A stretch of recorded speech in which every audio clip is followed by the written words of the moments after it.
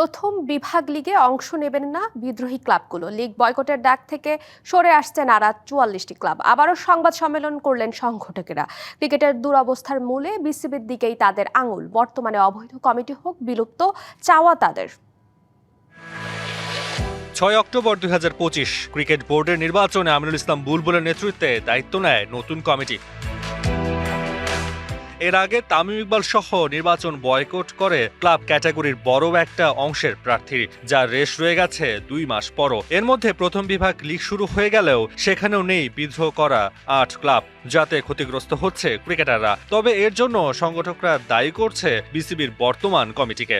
ক্রিকেটের আজকে এই অবস্থাটা কিভাবে আসছে এটা যদি কিছুটাও উপলব্ধি করতে পারতো তাহলে হয়তো তারা কোনোদিনও এখানে আসতে পারতো না।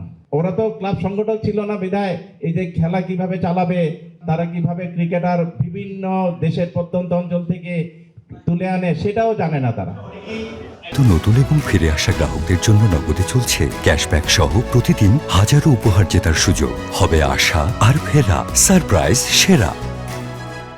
অন্যদিকে বিসিবির বর্তমান কমিটির বেশিরভাগই ক্রিকেট সংগঠক নয় বলে দাবি করছে লিগ বর্জন করা ক্লাব সংগঠকরা। তাই এই কমিটির বিলুপ্তি চায় তারা। এছাড়া নিজেদের বিদ্রোহী না বলে প্রতিবাদী বলছেন সাবেক এই বোর্ড কর্তা। ক্লাব ক্যাটাগরি থেকে যে ১২ জন আসছে, আপনি ৬ জনকে আগে চিনতেন, ৭-৮ জন, ৬ জন না, আপনি ৫ জনকে চিনতেন। এই অবৈধ বোর্ড সভাপতিও মিথ্যাচার করেন, সিসিডিএম এর চেয়ারম্যানও মিথ্যাচার করেন, এটা প্রমাণিত।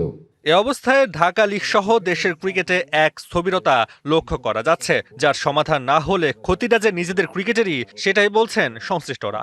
কর্মকর্তা আমরা সিগনেচার দেই। তাসওয়ান নাফি, ডিবিসি নিউজ, ঢাকা।